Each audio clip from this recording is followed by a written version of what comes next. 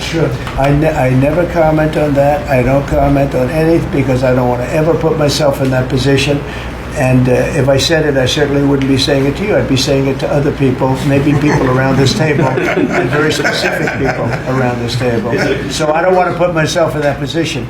But I can tell you what, I have a great relationship with President Xi. I've had a great relationship with him.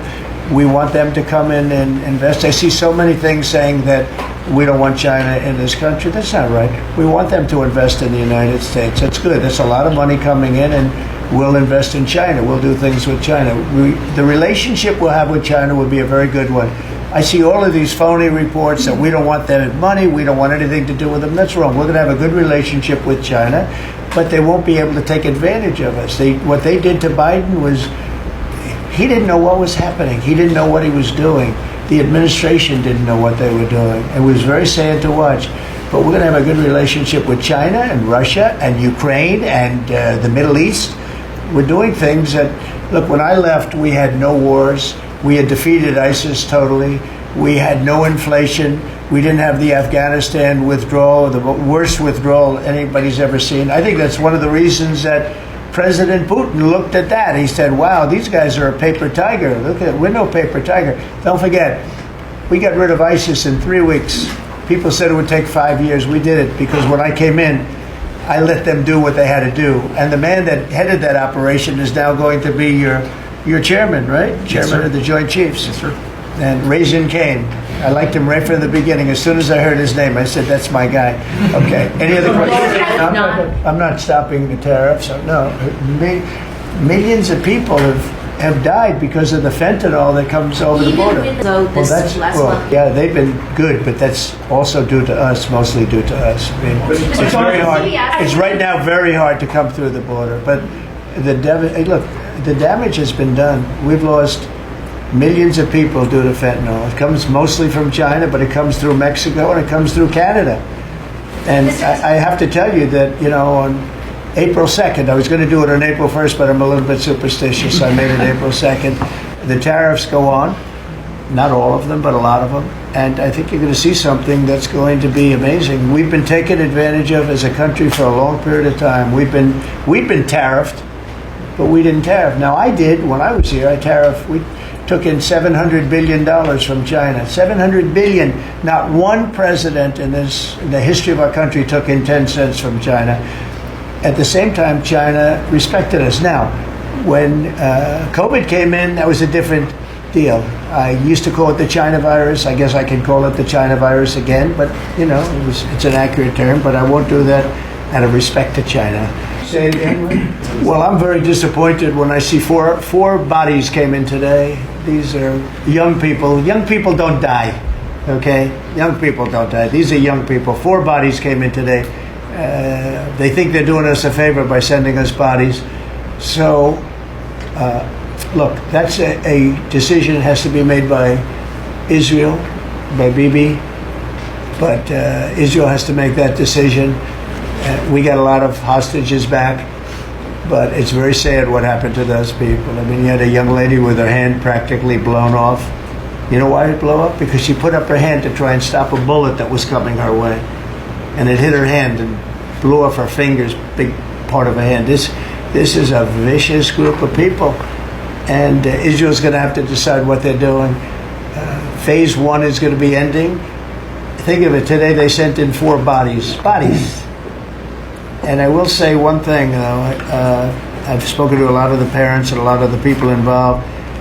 They want those bodies almost as much and maybe even just as much as they wanted their son or their daughter. Amazing. Please, sir, please. My son is dead, but they have his body. Please, can you get it for us? It's the biggest thing. It's incredible. The level, they want the bodies of these people. They're dead. They're dead. And when I saw the ones that came in 2 weeks ago, they looked like they just got out of a concentration camp. Then the following week, a group came in and they weren't as bad and as bad a shape. But Israel's going to have to make a decision. You're right, phase 1 and now phase 2 has started. And today we got some, very, very sick. We knew they were dead, by the way. We knew that they were going to be bodies as opposed to people that were living. But a very sad situation. At some point, somebody's going to say, we got to do something about this. Well, that's a great idea. I'm not going to tell this man what to do, but I will say that if I had his place, I'd fire every single one of them, Pete. That's a very good question. Well, it's a question we've thought a lot about. We're doing a complete review of every single aspect of what happened with the botched withdrawal of Afghanistan, and plan to have full accountability. It's one of the first things we announced at the Defense Department for that reason, sir. Certainly, General Raising Cane, who's on his way in, was not a part of that. Instead, was a part of leading the effort against ISIS by untying the hands of warfighters and finishing the job properly, and then bringing our troops home. So we're taking a very different view, obviously, than the previous administration, and there will be full accountability. I don't see big promotions in that group, and I think they're going to be largely gone. I know the man on my left. I think they're going to be largely gone. That was a horrible display, and I've dealt with the parents and the family of the 13 that were killed, but nobody ever talks about the 40 that were so badly hurt, with the arms and the legs and the face and the whole thing, the missing arms and legs. It was so terrible the way that was handled, and it should have been gone through Bagram. We have a big base with big fences and nobody can get in, and you have hundreds of acres instead of a little local airport where the whole place went crazy. That was so badly handled, and I would think that most of those people are going to be gone. So I'll tell you what has bothered me very much, very, very much. We give billions of dollars to Afghanistan. Nobody knows that. Nobody knew that. Do you know we give billions of dollars to Afghanistan? And yet we left behind all of that equipment, which wouldn't have happened. We were getting out under me. I'm the one that got it down to 5,000 people. We were going to get out, but we were going to keep Bagram, not because of Afghanistan, but because of China, because it's exactly 1 hour away from where China makes its nuclear missiles. So we're going to keep Bagram. We were going to keep a small force on Bagram. We were going to have Bagram Air Base, one of the biggest air bases in the world, one of the biggest runways, one of the most powerful runways, in the sense that it was very heavy concrete and steel. You could carry about anything. You could land anything on those runways. We gave it up. And who's occupying it right now? China. Biden gave it up. So we're going to keep that, and we're going to have a withdrawal, and we're going to take our equipment. We're going to do it properly. We're going to do it we're going to keep the equipment. Well, they ran out. It was, what happened there was, in fact, in all fairness to Putin, when he saw that, he said, well, this is our time to go into Ukraine, I guess, because the timing seemed to be about right. But we send them billions of dollars in aid, which nobody knows. If the American public knew that, they know it now. And if we're doing that, I think they should give our equipment back. And I told Pete to study that. But we left billions, tens of billions of dollars worth of equipment behind. Brand new trucks. You see them display it every year on their little roadway someplace where they have a road and they drive waving the flag and talking about America. Beautiful equipment that's the top of the line stuff, brand new stuff. Now it's getting older, but you know what? We're going to pay them. I think we should get a lot of that equipment back. You know that Afghanistan is one of the biggest sellers of military equipment in the world. You know why? They're selling the equipment that we left. We're first. They were second or third. Can you believe it? They're selling 777,000 rifles, 70,000 armor-plated. Many of them were armor-plated trucks and vehicles. 70,000. If you think of a used car lot, the biggest one in the country, if I would say, JD, if somebody had 500 cars, that would be a lot. This is 70,000 vehicles we had there, and we left it for them. I think we should get it back. Mr. President, the spending bill that passed last night aims to cut $2 trillion. Right. Can you guarantee that Medicare, Medicaid, Social Security will not be touched? Yeah, I have said it so many times, you shouldn't be asking me that question. Okay? This will not be read my lips. It won't be read my lips anymore. We're not going to touch it. Now, we are going to look for fraud. I'm sure you're okay with that, like people that shouldn't be on. People that are illegal aliens and others, criminals in many cases, and that's with Social Security. We have a lot of people. You see that immediately when you see people that are 200 years old that are being sent checks for Social Security. Some of them are actually being sent checks, so we're tracing that down, and I have a feeling that Pam is going to do a very good job with that. But you have a lot of fraud. But no, I'm not. We're not doing anything on Mr. this. President, Oh yeah, they'll follow the orders. Yes, they will. No exceptions. No exception. Well, let's see. Let me think. Oh yeah. She'll have an exception. Of course, no exceptions. You know that. 5%. 25%. When does it go into effect? April 2nd. April 2nd for Canada, Mexico. Correct. And for everything. Well, we have the fentanyl will leave them a pause, or he won't. But It's going that's to be up hard to to him. We'll see. satisfy. We lose 300,000 people a year to fentanyl. Not 100, not 95, not 60 like you read. You know, you've been reading it for years.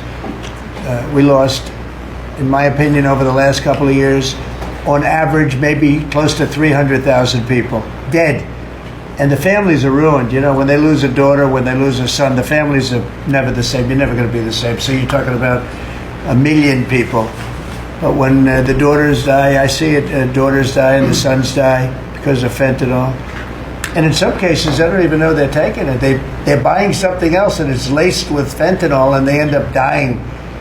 And I've known many people who've lost children to fentanyl and for other reasons, but to fentanyl, it's such a big killer. And those people are never the same people. I mean, I've seen people that for the rest of their lives, they're not the same people. They're so different, it's not even believable.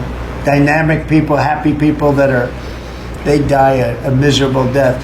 And that's because of the crap that comes in through China and through Mexico and through Canada. A lot of it comes through Canada. Look, we support Canada.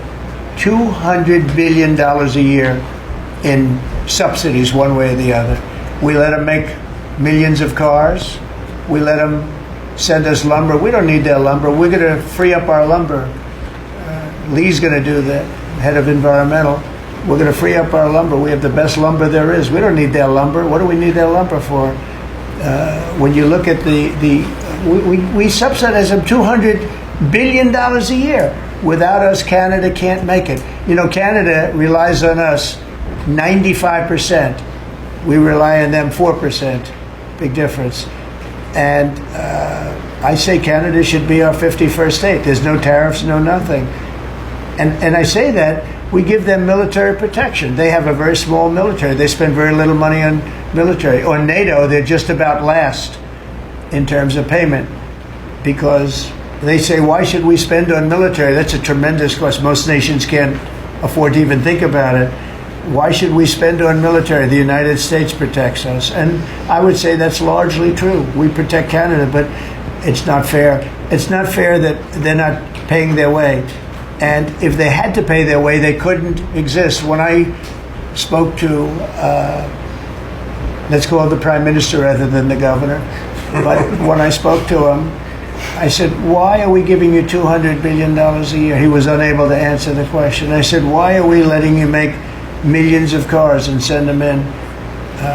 He was unable to answer the question. Justin Trudeau, a nice guy. I think he's a very good guy. I call him Governor Trudeau. He should be governor because the fact is that if we don't give them cars, we don't have to give them cars. The tariffs will make it impossible for them to sell cars into the United States. The tariffs will make it impossible for them to sell lumber or anything else into the United States. And all I'm asking to do is break even or lose a little bit, but not lose $200 billion. And we love Canada. I love Canada. I love the people of Canada. And but honestly, it's not fair for us to be supporting Canada. And if we don't support them, they don't subsist as a nation. Okay?